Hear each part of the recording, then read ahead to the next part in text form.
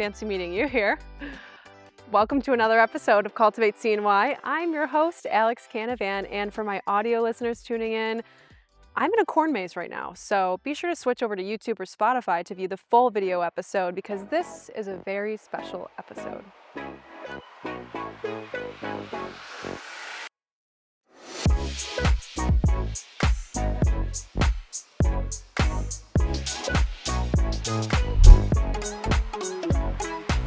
Hello and welcome to Cultivate CNY. I am your host, Alex Canavan, and today's episode is extra special. It is our 100th episode.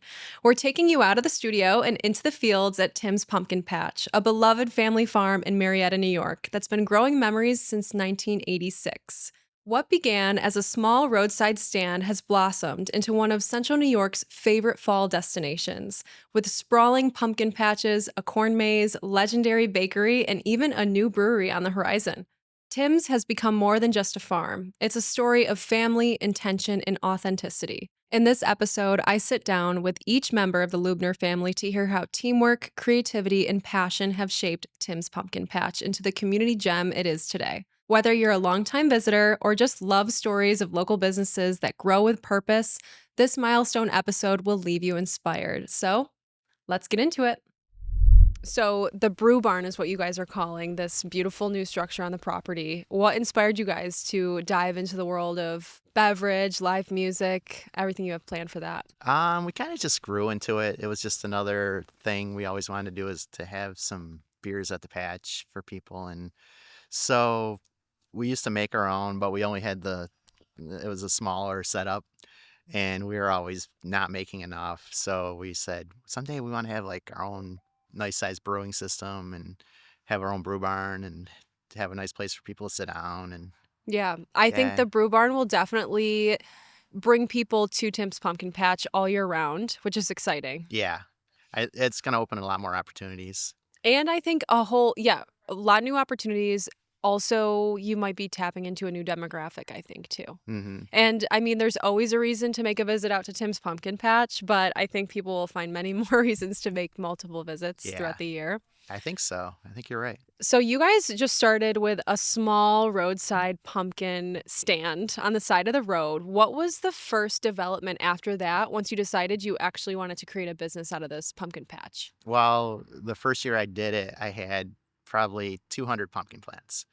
And I was trying to sell them, and I was like, sell them for $5 each.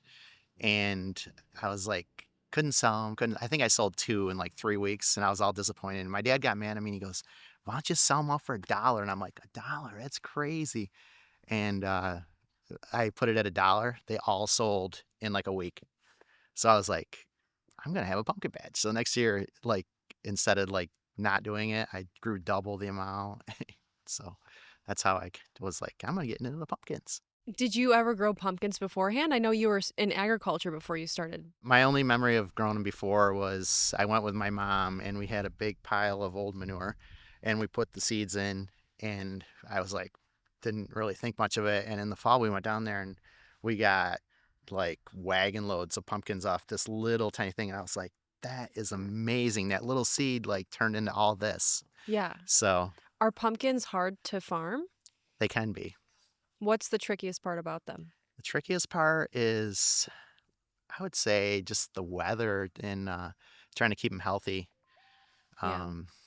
I would say that's probably the hardest. Has this been a good summer for you guys in terms of weather and farming the pumpkins, or no? This summer has been horrible. Started out in the spring with the worst weather ever, probably 3 weeks straight rain. And that was when everything was supposed to be getting done. And so we finally got them in. We didn't put them in an ideal condition, so it was already tough. And then it turned dry, and we didn't get rain for like a month and a half. And that was interesting. But somehow we have pumpkins. Here we are. We're at the patch and there's pumpkins. Yeah. No, that's so rare for our region to go through that kind of dry spell. Yeah. And so inconvenient. I think the hardest part of agriculture is the weather. You don't get to control the weather and the conditions, and also, you also don't get to choose your prices for your products or True. anything, right? True. But you are in this beautiful intersection of both agriculture and tourism, which I think is fascinating. I can't imagine it's an easy business to run. How did you learn how to build a business like this? Kind of just watching people like what they like when they come out. I like to see what they like to do. So I noticed like a lot of families coming out. So I was like, oh, like let's build like this little thing for the kids to play on, and for families to build. Just try to keep families together, and yeah, Basically just grabbing as much feedback as possible from your customers. yeah, And is it just kind of authentic through conversation, or do you guys just kind of listen throughout the season and decide what you want to do the next year? yeah. I give people what they want. Like when people are talking, oh, we love ice cream, so like, all right, let's get an ice cream machine. Like let's, I love having a beer, so all right, we're gonna have a brew barn. So Yeah, and there's so much to do here, which is truly awesome. Like, this is a destination without, any food or beverage in its own self, but I love the cafe that you guys have been doing. How old is the cafe? How long have you been? that's a good question for my wife. I think We'll talk a little bit more about the cafe later when I sit down with her, I'm but not good with dates. At least 20 years. it's all a blur at this Yeah, it's point. a blur.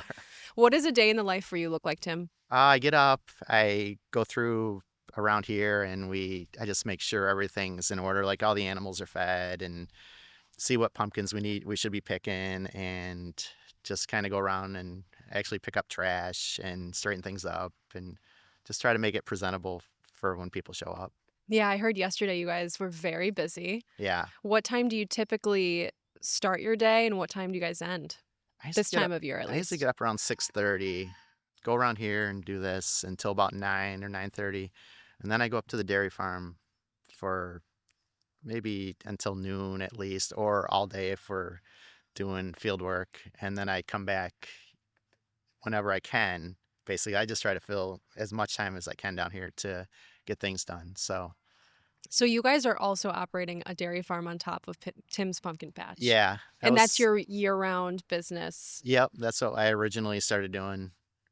I was always working on the dairy farm. Yeah. And so you said it takes about 3 weeks to get set up for season. When are you guys starting that setup process? This year we actually started August 1st, and we barely made the deadline of the end of the month. It was close. Yeah, we were like, wow, we have so much time, and nope, not this year. But you do have the help of your wonderful wife and children. Oh, it's And terrific. I think that with businesses like this, it's really hard work, and sometimes it can probably be it's hard to get buy-in from the kids to get them to participate. Have you guys ever struggled to rally the kids and get them to contribute, or have they always just been a team player in this? Maybe when they were a little bit younger, they would be like, no, we want to do something else or this and that. But now they are the driving force. They are the ones that push me, because as I get older, I'm just like, oh, I'm kind of tired. They're like, let's do this. I'm like, okay, I can't act weak. You can tell, and Hmm. you guys are so great on social media, and you can just really tell that your daughters are super involved in the business, and it's inspiring to see just this grassroots business and this family build this all together. It's just honestly, this is why we wanted to feature you guys for this episode, because I just think it's such a beautiful story of a Central New York Well, family I that's appreciate that. built something really fantastic for this region.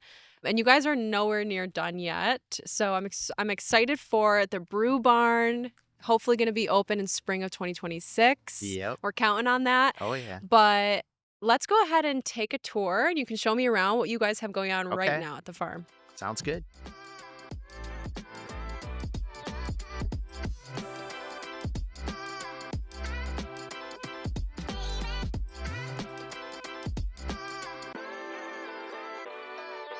Where should we visit first? Do you want to see the animals first? Absolutely. Okay.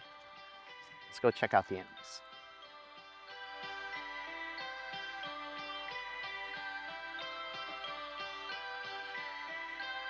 There's about 40 of them. They come right up to the fence and ask for food. They all have different characters. You just keep collecting animals throughout the years. Yeah. Look at this guy. So what came first, the goats or? We've always had goats. We used to have a couple cows from the dairy we used to bring down. And that's basically what we started, and a pig. So we had a pig, the cows, and a goat, a couple goats. How hard are goats to take care of? Are they fairly easy? They're actually really easy. Yeah. Okay, we've got a donkey over here. He will bite. He's not as gentle. Yeah, he's kind of moody sometimes. You never know. His name's Boone. He's a happy donkey though. He loves it here.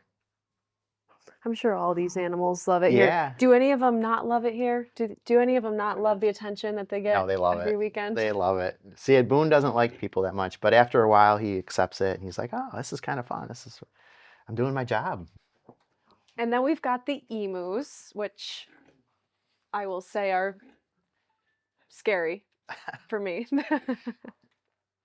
Okay, now we have the pigs. We'll save Ben the runt for the last shot. Okay, there's Snoop Hogg, Notorious P.I.G., and Piggy Minaj. They're happy pigs. They are very happy pigs. They like to hog the attention. They're a trio. They like to stick together. Yep. And then, okay, so now we have Ben the runt, which is ironic because he's ginormous. And then they grow up and they turn into Ben. How heavy is he? Ben's 8 years old and he's around 900 pounds. And does he do much besides this all day long? Oh yeah, he performs all day. He comes over and he lays by the gate and he goes over there and he lays by that wall. He's a happy pig. And look at that tooth hanging out. Oh my gosh, he's a big boy. Yeah. Oh. He's a nice pig. And now we've got the bunnies. My favorite, my personal favorite, the bunnies. Betty and her buns. Okay, now over here we've got some beautiful peacocks. Yeah, all summer they have this beautiful fan. And then like about 3 weeks ago, all the fan feathers fall out. So then they look like this. Oh, we've got lots of roosters over there too. Don't want to miss those guys. Yep. Well, a lot of those are They're beautiful though. donated. Donated. A lot of these animals are donated, huh? Yeah. You're basically running a Friends. sanctuary as well as a pumpkin patch. True. I think a lot of people romanticize the homesteading life. True. But they've never grown up on a farm. Did you grow up on a farm in agriculture? Yes, a dairy farm, and I used to have to get up every morning before school. I think since I was probably like 12. I have to wake up at 5:30, Yep. go out and milk the cows, hurry back in the house to get on the bus, and then go to school, and then come home. And then I'd have half hour, and I was like, we had to get back to the barn to milk the cows again. So So that was did fun. you play sports, or did you have any other things going on? No, Just working for the just farm. work. So that's all we did. Yeah, when I started dating Erica, I was like, yeah, I get done around 8. She's like, every night, and she didn't like that. What kind of family did she come from? She Lifestyle-wise? grew up on a dairy farm also, but Oh, okay. yeah, they were a little easier on her. They let her play sports and do fun things. So, Yeah. yeah. So No, that was I nice. admire that, and I also admire how involved your children are. There's so much to do. I mean, I feel like in a way though, you've built this, you know, destination in a very sustainable way. I mean, you've had how many animals donated that you've just taken in? Yeah. You are using things that you've already owned, things that are already on the property. Try to keep it simple, just use what we have, and kind of keeps the cost down, so you Yeah. can actually do more things for people. Absolutely. Yeah. And then over here we've got some ducks, which I love Oh, this. yeah. I think this is my favorite part of the property. It's just so peaceful over here. When we were here the other day, I mean, just the willow tree behind the fountain is so beautiful. So in terms of like the development of the property, take me through the trajectory a little bit. Obviously the pumpkin patch was the first development, but what came after that? When did you guys decide to build this? So we used to have just the old barn, and all this was pumpkins. And I never grew any pumpkins anywhere else but here. So I would just let people come, grab a wheelbarrow, go out and pick their own, and then come back, and then they would just go to their cars and leave. And then we started doing the animal barn. So we got some animals. And then my wife wanted to build a bakery, so we built a small bakery. and that was pretty popular. So You guys expanded the we, bakery. yeah, we've added on to it once. And we used to, the kids love playing on the bales and all the little activities. So we Yeah. built a bale maze that we would cover with a canvas, and it used to be really dark in there and kind of scary. So kids love that. So then we just kept adding on the little I feel like different, every year I've come here, there's something new to look yeah, forward to. Seems like such a natural growth that's happened. Now that we're talking, you seem to be super creative. Has this farm been a really fulfilling project for you? yeah. Really like a lot of fun? I always joke with my friends, I'm like, it's the strangest things that I do. Like, I feel like a kid building like little props and all this. I'm like, what am I doing today? I'm like, That's like a dream. yeah, I'm like building a pumpkin house, and I'm like, that doesn't even make I sense, love the right? pumpkin house. That's so cute. Talk about a photo op. Yeah. And we just started planting flowers. I think we're gonna try to grow a lot more flowers. And I love the flower area over here with the benches. yeah, On your busiest day, how many people do you usually bring in? that's a good question. I've The seen, cafe might have a little bit more of a, at least if they stop in the cafe, right? yeah, I've seen like probably 500 cars in the parking lot. So quite a Wow. few. And when do you guys round out the season? Well, we close up on Halloween. Okay. So that's when we're starting to ramp down around the end of October. Yeah. And then you guys will probably open up May with the brew barn or maybe a little bit Yeah, before that. we're hoping in May. Yeah. We're gonna do a Perfect bunch of time. events like Sweet Corn Fest. Like, Sweet Corn Fest. yeah, That just sounds so fun. it's nice to try to figure out ways to get, like, I grow sweet corn and it's hard to sell. But if you have an event, people come out and they're like, that's a great idea. What has been one of the hardest parts of developing? Well, we have to follow all the regulations at the town. That's one of the hardest parts. Just probably making sure everybody's having a good time and things don't get too crowded, or, you know, things like that. And there's a lot of pressure making sure I got pumpkins. Well, you've done such an incredible job, Tim. I admire you a lot, and I admire not only your entrepreneurial spirit and your creativity, but also the fact that you have done this alongside the rest of your family and they've been involved in this process. Like, that is just such a lovely story, and I can't wait to sit down with the rest of everyone and talk about all their Yeah, different roles. they're all great. Yeah, they're the best. What's been the most fulfilling part for you throughout the years? I mean, Tim's Pumpkin Patch, we're on our 39th season, so Yeah, it's hard to believe sometimes. It's 39 years already. So, I mean, just having that alone, like being able to stay in business for 39 years and having people come and like just the nice comments about, when people show up. And I don't know, it's just, I actually like coming down here. Sometimes I come from the dairy farm, and, it's a lot of work up there, and like come down here and everyone's happy. mhm. Like, it's like, this is the greatest ever. It's like, Yeah. It's like so, it's a nice, you have the best of both worlds in a way, but mhm. it's a nice little getaway. And how could you not be happy at Tim's Pumpkin Patch? I don't know. It's impossible. It's impossible. Well, thank you so much, Tim. It was an Thank you. absolute pleasure. We're gonna chat with the rest of the family Okay. now, and I'll let you get on with the rest of your day. I'm sure you've got a lot to do. I appreciate it. Thanks for coming out. Yep, of course.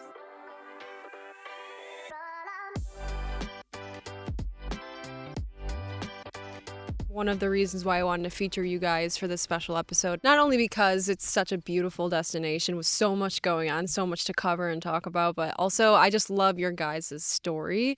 And I love that you guys have built this amazing grassroots business alongside your children and you've brought them kind of along with you. Mhm. And I think that that is such a beautiful way of raising a family and such a great way of teaching your children hard work, how to be creative problem solvers, I'm Mhm. sure.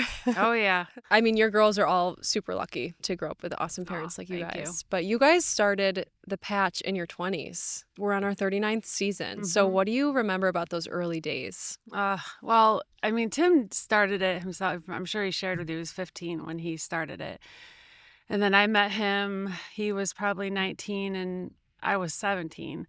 So I just, he was just had a farm stand in my mind. And I grew up on a dairy farm and we had a farm stand. It's just kind of what you did back in the 80s. So I went off to college and didn't really think anything of it. And then started like, okay, he's growing pumpkins. And I remember one time we planted the pumpkins by hand, crawling on our hands and knees up until we were at 35 acres. And Wow. that was a lot. That's a good workout, though. Oh my gosh. Definitely don't have to go Yeah. to the gym if you're doing No, that. definitely not.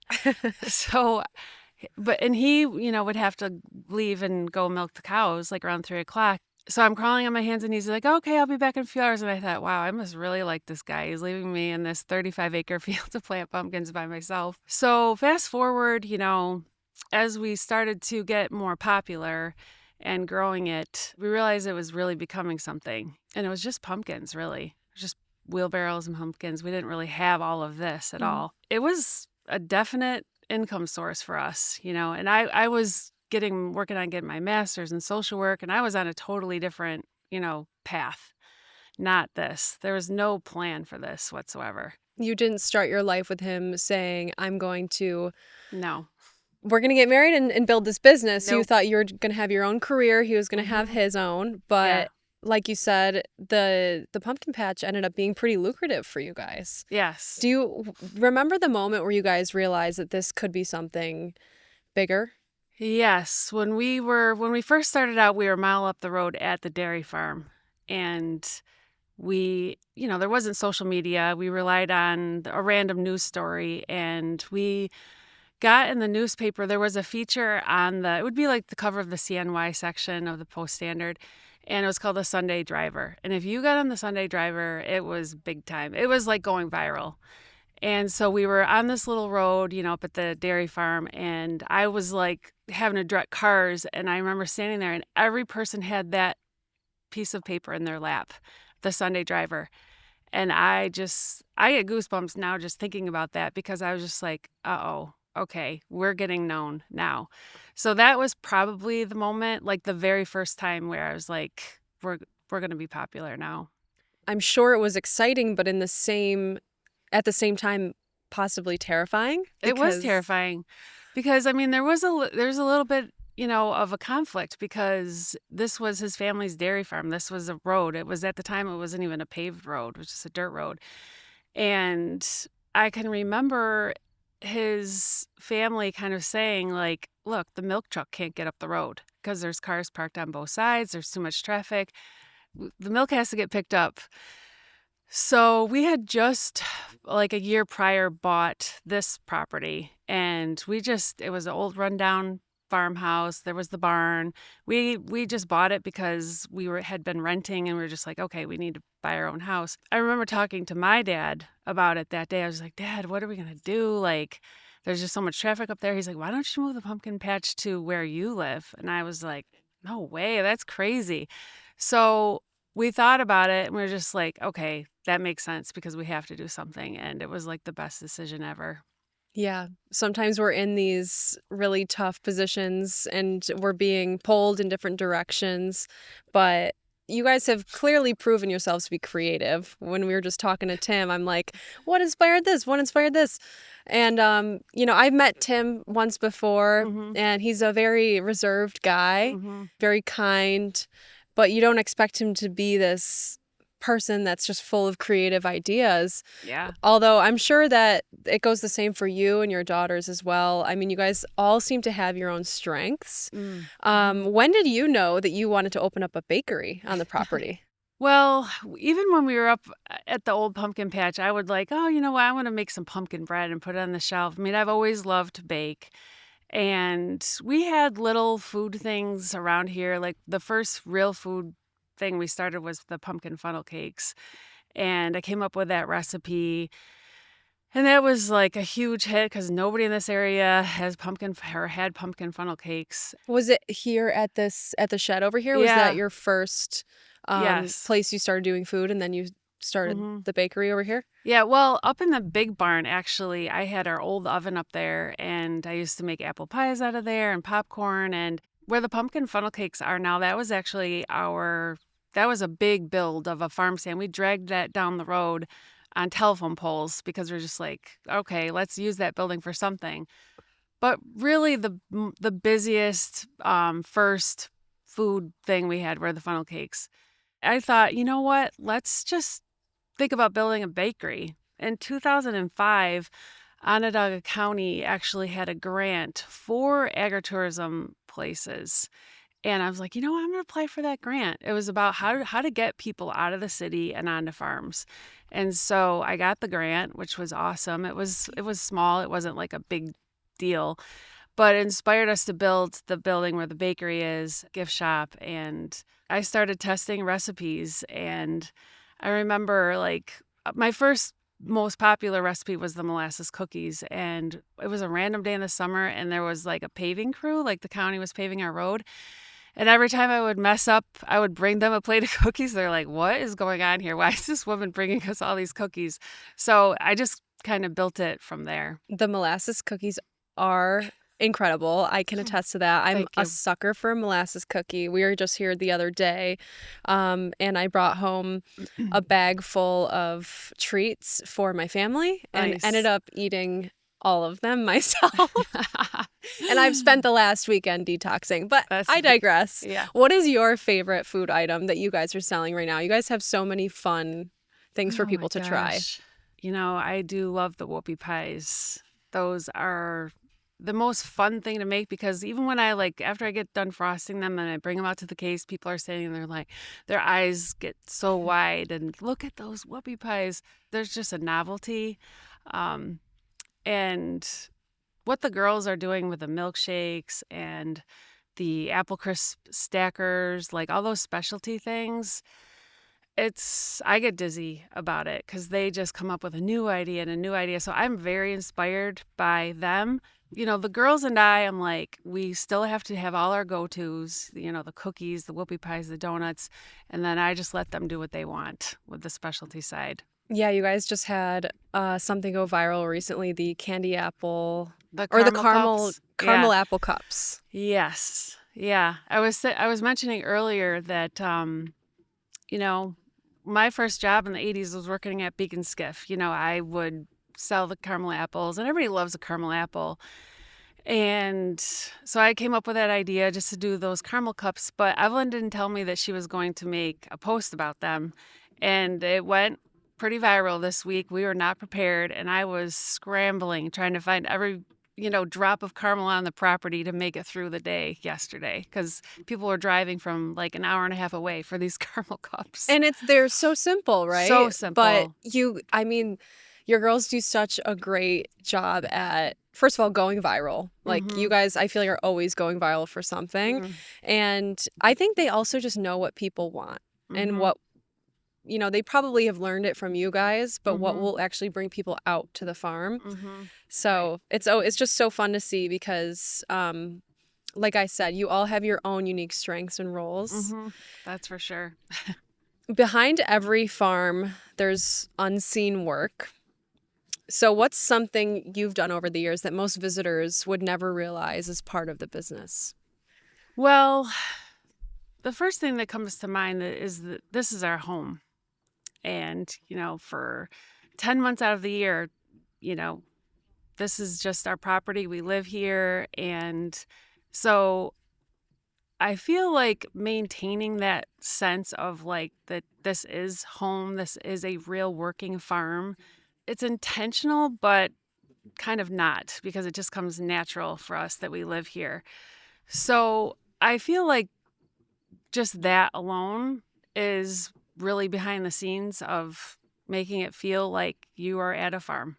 It's not pristine by any means. It's like the farms that Tim and I grew up on, and we want people to feel that when they come here. We don't want, a lot of pavement and concrete and commercially made signs. In fact, I had bought a vinyl cutter to make signs that looked a little bit more professional when Evelyn came back from college on the farm. She's like, Mom, I'm going to paint the signs like we always used to. I was like, thank you, because that vinyl cutter is a pain. But I knew what she meant, because it was like what she wanted the same feel how she grew up on the farm, with everything being done like that. Yeah, that makes a lot of sense. And I mean, just from being an outsider, you can tell that everything is extremely intentional that you guys have done here. Every little space and moment that you guys have created, but also just now I know from talking to Tim, you guys have also been extremely resourceful and have developed this in a way that's very sustainable. You know, I feel like nothing's gone to waste. You haven't wasted a single opportunity or resource. Right. And I think that that's what creates this magical feeling when you visit Tim's pumpkin patch. Yeah. What does a typical day in the life look like for you during pumpkin season?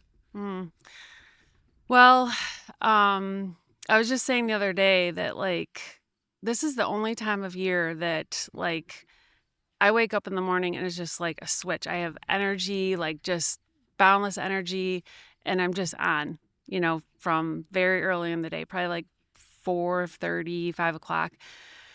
And I get up, I come out here to the bakery, and I just start, I just start doing my routine of making sure everything is ready, prepped, get all the baked goods going, get all the funnel cake batter made. And I don't really stop doing that until I walk in the house, probably around 7 o'clock at night. Wednesdays are payroll. I do all of that.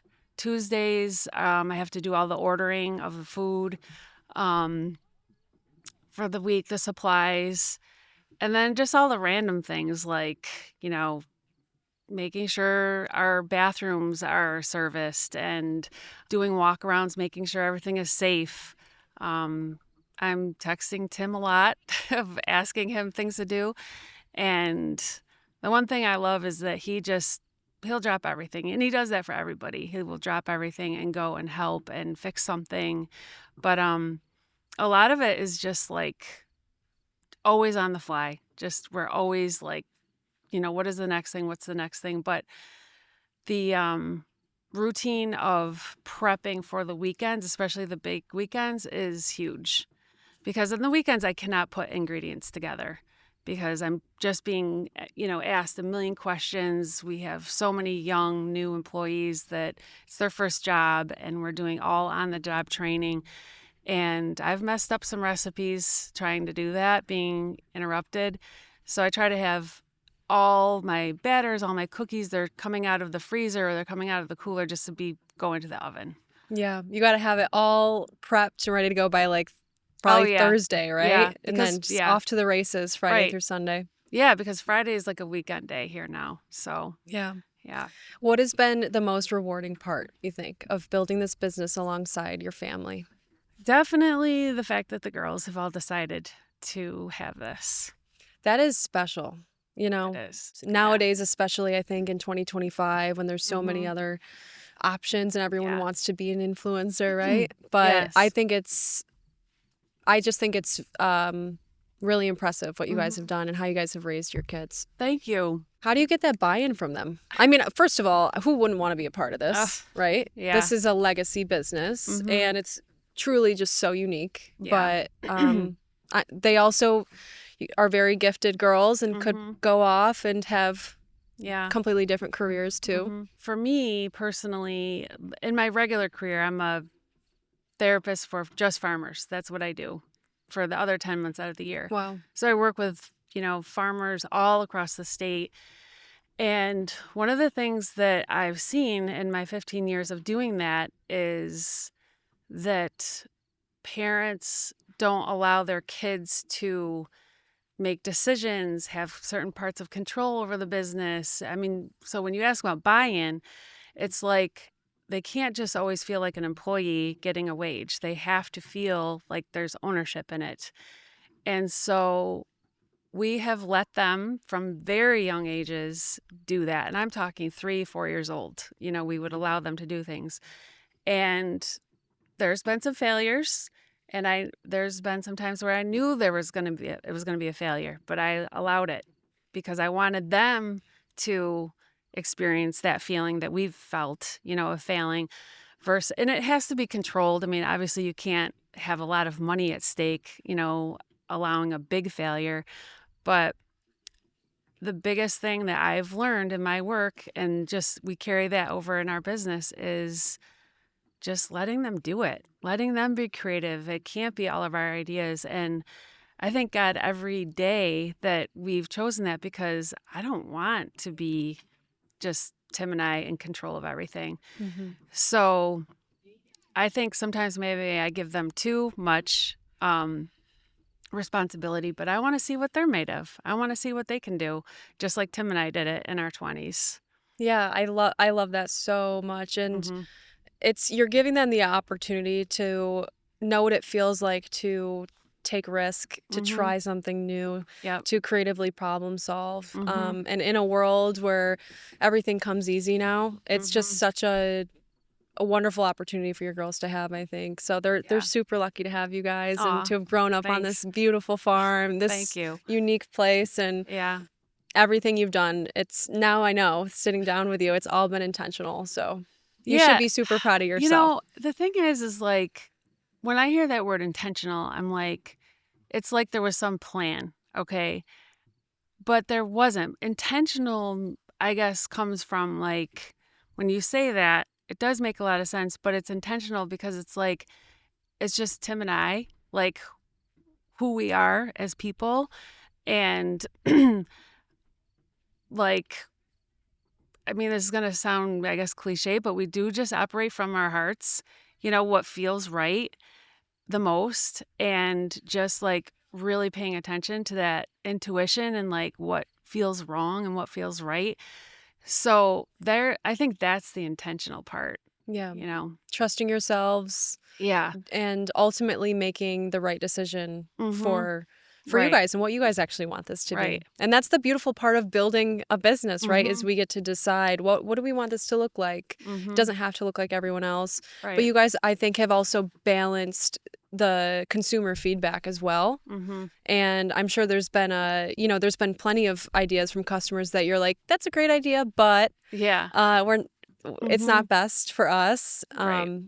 No, but I totally hear that, and I have no doubt that it's just it just seems like such a natural progression. Yeah.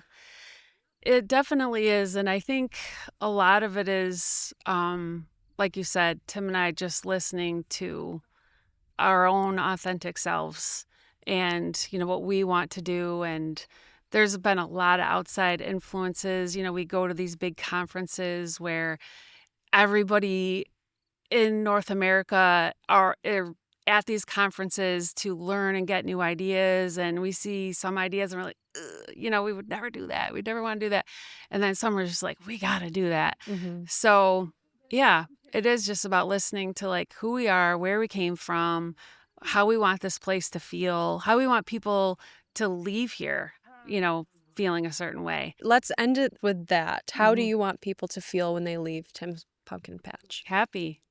I really learned this about pumpkins when we have our big display out front, and like 2 and 3-year-olds, like they go wild when they see these pumpkins, all these big orange things in front of them. They're just so happy. And I'm just like, oh my gosh, like I work around the pumpkins, I see them all the time, but like they really do just generate a feeling of happiness. Seeing the pumpkins, the animals, the food, the little things we have that people can do here and play and just spend the time. It's like the open space, you know, just to come out here. I mean, we take that for granted. Yeah, the fresh air, walking in the grass. Yeah. I'm kind of embarrassed to admit I can't remember the last time I walked in grass. Yeah. Until I came out to the farm the other Mhm. day. Yep. It's always on pavement, right? Mhm. Right. It's just that feeling of happiness and like that, you know, they came here with their families and they didn't have a screen in front of them. They just took it all in. And I just want people to leave here feeling that. It was a great day. What a great day at Tim's we had, you know? I love that. I love that too. Mm-hmm. Thank you so much, Erica. This was a pleasure. Welcome. And thank you for having us out here at the farm. Yeah, and I didn't even cry. Because, like, I'm proud when of we you. start talking about, like, things of our, you know, past and, like, how we grew this, like, I get emotional. I mean, it's understandable. It's Mm-hmm. like truly remarkable what you guys have done. And it's not because of how fabulous this place is. It's really just like I just keep going back to like the kids and the story and how you've done this all together. When couples in general, Mm-hmm. like husband and wives, build a business together, Yeah. but to have the kids just as involved in that, it's just such a beautiful thing. Like how we can all be a family and work towards the same collective goal. It's just magical and something that not many people get to experience anymore. but Right. that used to be Yeah. what we did, right? Right. Yeah, especially on farms. I mean, everybody worked together as a family, and that's probably one of the things that was really important to me, that, we didn't send our kids away here while off the farm while we had a really crazy day. Like, they were with me, or I had a little 12 or 13-year-old helping me to keep track of them, but that they were always here and they always had a job to do. Yeah. Sometimes they liked, sometimes they didn't. Hey, that's life, right? Yes. Yeah. But yeah, just having, and then 2 of our girls got married here. So they had their weddings here, which was just like, okay. That's full circle. The Yeah. fact that they wanted to also get married here, I I mean, know. And I married them. I was the officiant, and that, they had the receptions here. I'm like, it's, it's a yeah. beautiful. I said that the other day when we did our site visit. I'm like, do people get married here? This would be a perfect place for a wedding. Yeah, they did. I mean, they also said they liked it because, they could have it, there wasn't a set hours and like that. But so there was ulterior And motive. also venues cost Yeah. start Yeah. at 20 grand now. Mhm. Thank you so Yeah, much, thank Erica. you, Alex. This is a pleasure. Yeah. This episode is brought to you by the Marriott Syracuse Downtown, formerly the historic Hotel Syracuse, a beautifully restored icon serving Central New York. Not only a wonderful place to stay, but also an excellent venue for your next corporate retreat, conference, or celebration. We're excited to host our second annual CNY Women's Market there on March 28th, 2026, and appreciate their continued support. To learn more about booking your stay or your next event at the Marriott Syracuse Downtown, go ahead and click the link in the show notes below. Okay, so we've got the oldest of the three here. Yep. What have you learned being the big sister on the farm? To have a lot of grace, because working with your siblings every day is definitely not easy. It's a lot of fun, but sometimes we get in like little arguments about things, and just to like let things go. When you have a disagreement with someone, you just tell them right then and there. It's something like you didn't like what they said, and it just is a lot better than letting it like build up over time. That's helped a lot. What do you think is one of like the most recurring arguments you guys have over what? Probably like who's gonna be here to open the bakery or do this job or that job, or like say there's a customer up front. I don't know why. We'll be like, Claudia, you go do it. And they'll be like, no, you go do it. It's like this whole thing. We're like arguing in the back. The customer's probably up there like, what is their problem? It's like, Yeah. I want to speak to the manager, except the managers are three sisters. Yeah, exactly. That all share responsibilities. Yep. So you guys do share responsibilities just all over the place. You guys are really wearing all the hats, but you are the social media extraordinaire, the marketing mastermind, if you will, behind Tim's Pumpkin Patch. And, I feel like you guys are always going viral for something. So how did you learn how to be good at social media and how to go viral? Yeah, a lot of people ask me if I went to college for that, and I said no. It's definitely easier just to learn it as you do it. So I was like 15 years old, and we started a farming social media page, and that like blew up. We had like almost like 2 million followers across all of our platforms, and it was crazy. For a while, we ended up stopping doing that because of safety concerns, and we were doing it with all three of us. So that was fun. So I just learned a lot from doing that page. And then my husband and I have a farm, and I also got that page as big as well. So over the years, I just kind of see what works for me. Like I don't really like research anything. I just do my own studies kind of on what people like react to the different things I post. And yeah, that's kind of all I do is my own research.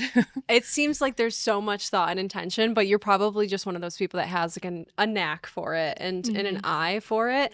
What is your process behind creating content for Tim's Pumpkin Patch? Yeah, so I kind of just like pick the things I want to talk about that week. So I know like some of our food items, like they always go viral. So I'll pick our next best dessert creation we did here, and I'll come up with a little catch at the beginning. So for the caramel apple cups we did this past weekend, it's the most simple concept. It's just cut up apples, warm caramel, and M&Ms. And I'm like, how can I make this something everyone wants to come get? So in the beginning of the video, I was like, come get our secret menu item here at Tim's, and it's just caramel apples in a cup. And people went crazy for it. People were driving hours to come get it this weekend. I'm like, this is wild, but oh well, we'll take it. Yeah, no, nothing like a nice little secret menu item to get people out of their houses. Yes, right? definitely. What did you go to school for?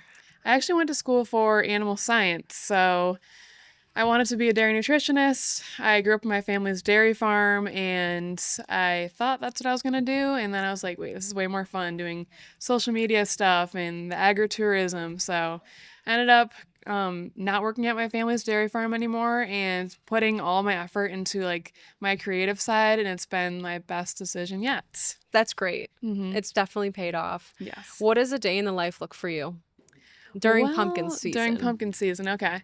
So I actually just had a baby 5 months ago. Congratulations. So, thank you. My life has looked a little bit different, but I wanted to be able to incorporate her into my daily life as it was last year. So every day I get up, take care of the baby. I usually have to get up a little bit earlier now.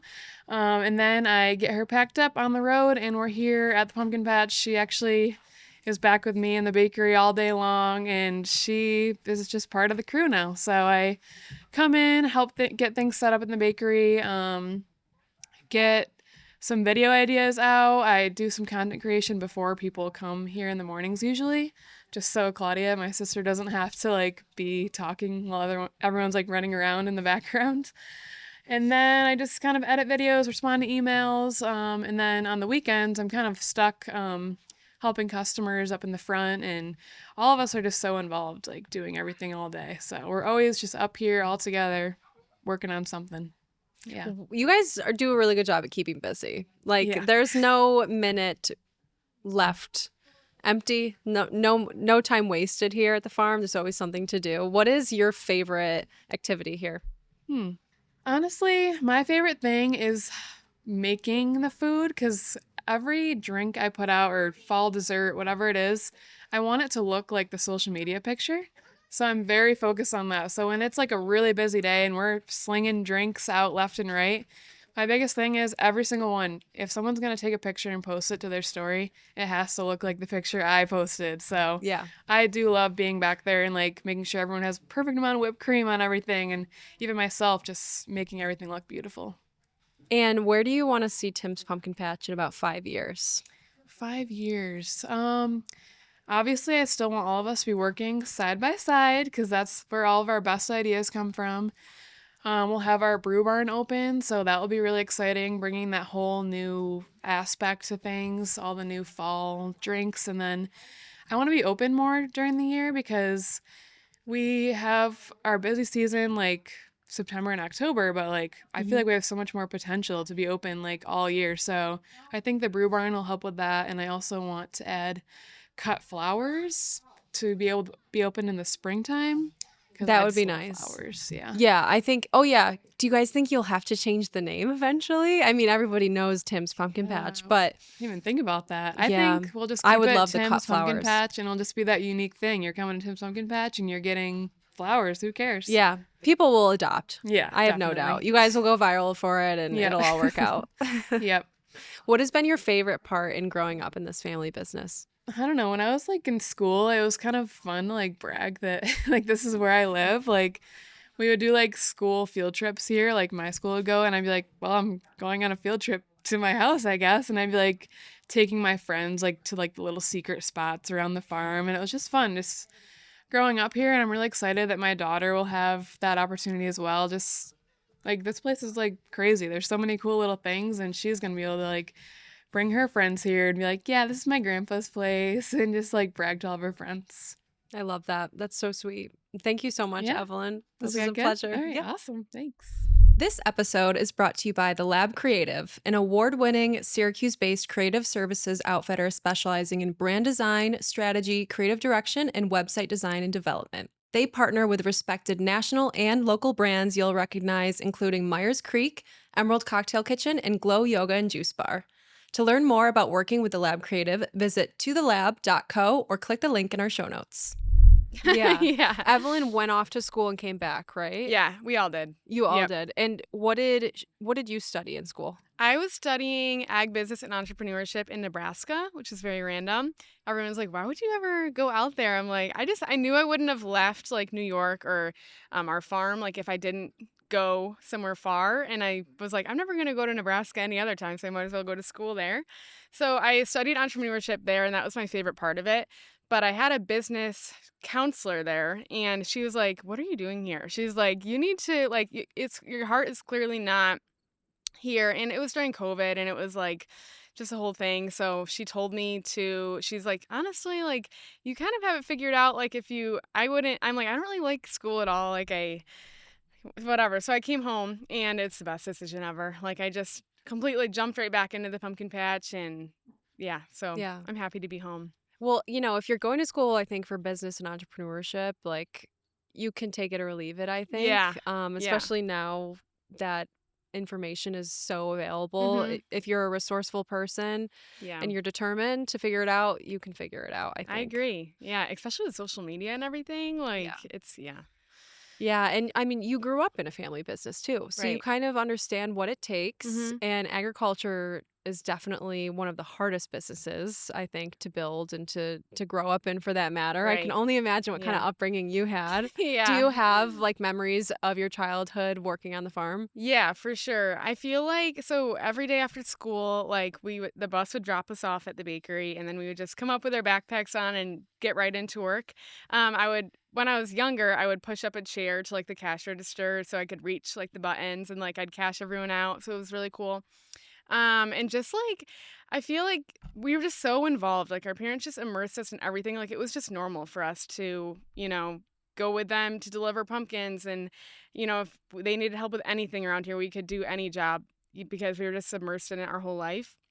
So it's just kind of normal for us. I don't know, like the longer hours, definitely. The late night grocery random trips during the October weekends. Like it was such great memories growing up with like all three of us in the back and then my parents in the front. It was just like, I don't know, I think about that as like some of the best like memories is going out and just hustling with our family, and it was so much fun. This time of year, pumpkin season is insane for you guys. Do Mhm. you have any time to like spend time with friends or anyone like outside of the family? Yeah, so we do. We try to go out to dinner as a family every Sunday night.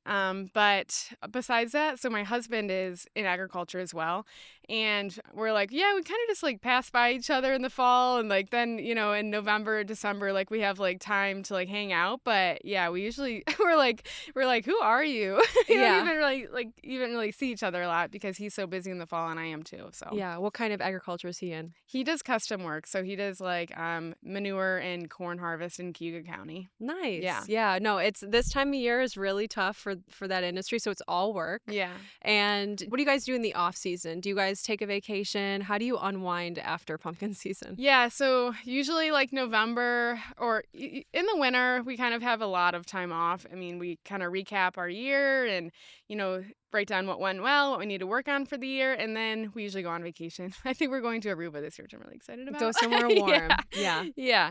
So yeah, we do go on a vacation, but we also are dairy farmers. So in the spring, we kind of pick right back up, and Okay. then we're getting ready for the pumpkin patch. It seems like we're getting ready for it earlier and earlier every year too, because it's just, I don't know, there's so much to get ready now. Yeah, there's so much to prepare for and get ready. Yeah. What about you and your own role within the business? What does a day in the life look for you? Like, what are you really focused on? I'm actually a co-owner now, which is exciting. Oh, that is And exciting. yeah. Congrats. And I do all of the management for all of our employees, and we have 62 employees this year now, which is like last year we had 35. So Oh, we just wow. were like, we're going to double it because we were so short staffed last year and everyone's schedules weren't lining up. So I manage all of our employees, and most of them are teenagers, which is a lot of fun. So we're always, going back and forth with that. And I do a lot of like the ordering. So I order all the stuff for the gift shop. I do like a lot of the food supply stuff. I do a lot on the ground. So during the weekends, I'm pretty much like managing all of the buildings, and I do I love like numbers and stuff, so I love like, breaking down like the financial part of everything and making sure like we're being profitable and all of that stuff. So I That's do a little really bit of neat. everything. Yeah. That is the part of business that I like Yeah. the least. Okay. So good for you. Yeah, no, I really like it. What have you learned about managing people? I learned that everyone learns differently because some people definitely like need you to walk through everything with them. Some people, you can tell them once and they're good for the whole year.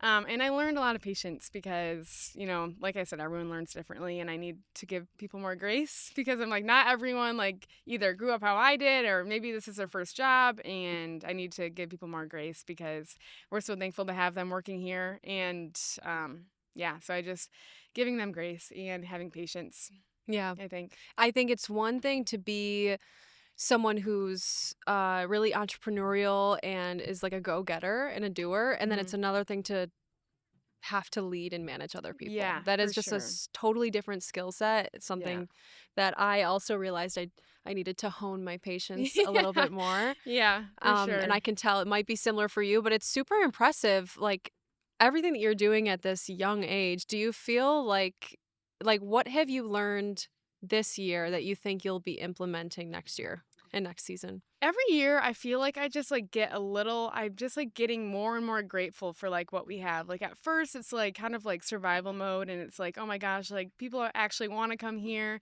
And then I'm like, wait, people actually want to come here because it's like it's amazing. People are driving, they're planning their whole weekends around coming here, and I am so grateful for everyone that comes here. But then it's also managing that with how busy it gets and the lines and, you know, all of that. So I feel like just staying grateful. And I think that's my biggest lesson I've had this year. It's just, I just can't even believe people would want to come here. And then when they do, I can't say that enough. Yeah, I mean, especially when you guys are like, your mom was just telling us how you guys went viral for like the caramel apple new thing that you guys did, and then you guys had to scramble to make sure you had enough supplies for all the people that came out for it. Yeah. It's important to definitely balance that anxiety with gratitude. Right, yeah. And just be like, we prayed for this, man. Yeah, this is right? what we wanted. So now it's time to show up and do the work. It's easy to get caught up in like the scramble and like, oh my gosh, what are we gonna do? But it's like this is what we have, and you know, we're just gonna take it as it comes. But yeah. If there could be one thing that you left behind at Tim's Pumpkin Patch, what would it be? You've got a lot more years to go. Yeah, I do. I hope to. I mean, like, what do you see Tim's Pumpkin Patch being in 5 years? I personally hope once we get like our brewery going and everything, I think I would love to stay at the same size for a long time just to kind of get this established, because we did in the last 2 years just grow a lot, and it's been a lot to learn that growth. So I'm hoping we can just get to a point and, you know, plateau for a little bit. We're not planning on expanding or anything after the brewery.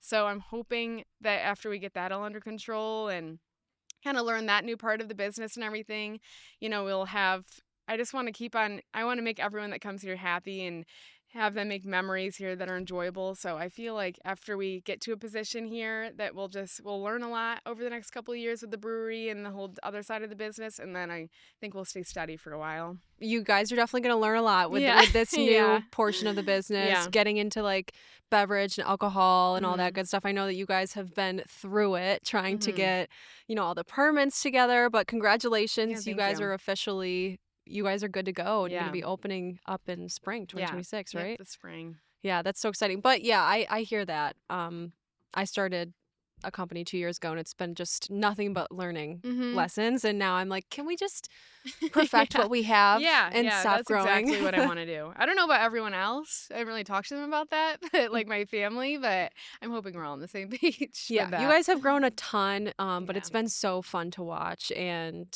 I'm sure that in no time it'll become a well-oiled machine. You seem to know what you're doing. So I don't know. I just kind of guess at a lot of it, but yeah.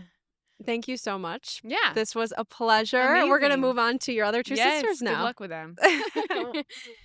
This episode is brought to you by Castello, Cooney & Fearon, an award-winning Syracuse law firm that has been providing legal services to Central New York for over a century, offering innovative solutions across a wide range of practice areas for businesses, regulated entities, and individuals alike. Castello, Cooney & Fearon is dedicated to building lasting relationships with clients by delivering practical, forward-thinking legal counsel tailored to clients' unique needs. To learn more, visit ccf-law.com or click the link in the show notes. All right, JoJo. Hi. The youngest sister, right? Yep. What have you learned from being the youngest sister and growing up here at Tim's Pumpkin Patch? Actually, a lot. Like, it's a very different perspective, I think. And I definitely get away with a lot more than my sisters did. Like, I started really working when I was like 12 or 13. But up till then, I would just kind of wander the property and like run away from my babysitters and pretend that I was, and go around and boss everybody around, thinking that I was, the manager. But it's definitely, I love it. I love being the youngest. I love having two older sisters to look up to. And yeah, it's been, I don't know. People like look at the youngest daughter like the most spunky and spontaneous, but I don't know, it's pretty fun. Are you the most spunky and spontaneous, you think? I would say Claudia is more spunky, but I definitely like, I don't know. You'd like to do your own thing, though, I can tell. Yeah, You have I no do. problem doing your own thing. No, and I don't really like being told what to do. Neither does Claudia, but Typical youngest child Yeah. syndrome. I used to tell everybody else that that's not true, but now I just own up to it because everybody sees it. hmm Are you planning on staying at the farm and being a part of this family business? Yeah, definitely. I went to college for 1 year. I went to SUNY Cobleskill, and it was just not for me. And I dropped out, and I was just like, this is what I want to do. I would come home every weekend and work on the weekends, and yeah, it wasn't for me. I was going for culinary, so then I was planning to build or own my own restaurant. But yeah, I just want to help grow our business and make it grow as much as possible. Yeah, and you can definitely dive into that culinary with the bakery. You were just Mhm. frosting donuts before you Yeah. sat down with me. Yeah. With the new brew barn happening, are you guys just going to focus on beverage, or are you guys going to introduce like more food in there? I think we're gonna just ride the roller coaster with the brews right now. I know we're gonna do some like wood fired pizza and food trucks. So if that goes well, then we'll maybe start selling food inside. But we're just gonna start it, take it nice and easy right Yeah. now, and just do beverages and Yeah. no food.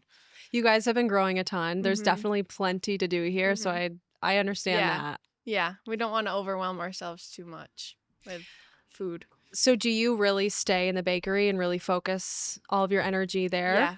Yeah, I like on a busy Saturday like yesterday, I don't think I went outside one time. I was just constantly making milkshakes all day.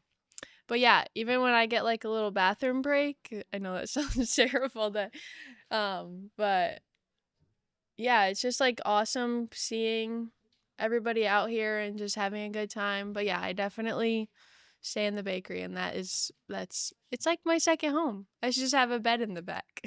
You should have a bed. Yeah. You guys all should just I sleep in the know. back, especially on the weekends. Yeah, we were joking around that we're gonna start doing that for the brewery. We're just gonna have cots in the back. Oh yeah. I mean, there's plenty of space. I Yeah. think you could definitely make that Mhm. work. I definitely think so.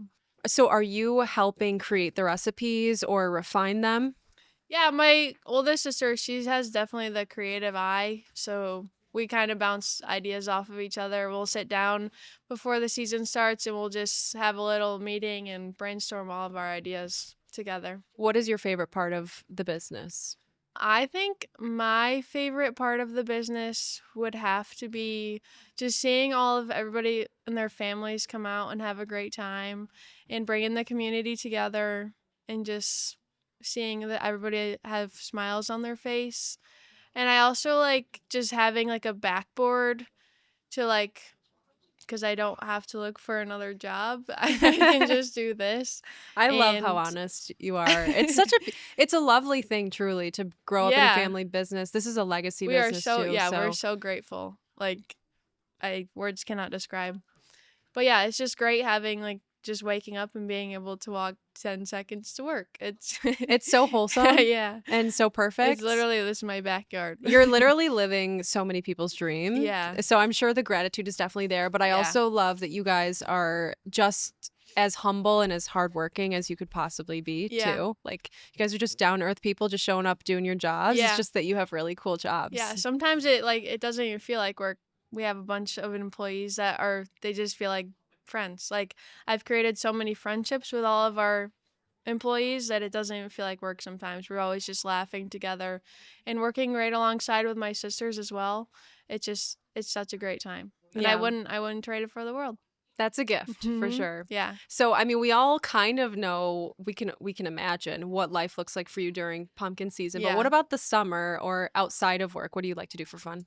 Well, I definitely like being on the lake. My sister has a boat, so I try to, be really nice to her so I can go out on her boat. Got to be nice to the friends Yeah. with boats. I really just hang out with my friends as much as possible because I warn them. I'm like, okay, for these next 3 months, I'm probably not going to see you. So, yeah, and half the time I'm just with my family. We go out to dinner. We just have a fire or whatever. We usually just have these picnic tables, and I'll have my friends over, and we'll just, I don't know, hang out, quality time. Why go anywhere else when Exactly. you Yeah. live at Tim's Pumpkin Mhm. Patch, Yeah. right? Yeah. We ride our side by sides around and just have a good time. So I've asked everybody else this, so I have to ask you this. Okay. What does a day in the life look like for you, JoJo, during pumpkin season? Okay, so I'll wake up. If it's like, so Claudia and I switch opening shifts. So if it's during the week, it's either you're here at 8 or you're here at 9. So it's not like too early. But on the weekends, we are up here at like 5 or 6 a.m. So I'll wake up and I definitely need to eat breakfast because, do you want me to like go really in detail? Go. Okay. I love hearing people's Okay. morning routine, so I'm all here for the details. Yeah, so I have to put some makeup on because you have to feel good about yourself. And then I'll go downstairs, I'll let my dog out. I need to eat breakfast cuz when I'm hungry, I'm not a nice person. And then I come right up here after I let my dog out and feed him and whatever. Sometimes he's lucky enough he can come up here with me for before the people get here and run around a little bit, but I come up here and then I just start turning all the machines on and I'll get right into baking or restocking the store, cleaning stuff that we didn't feel like cleaning the day before. Mm-hmm.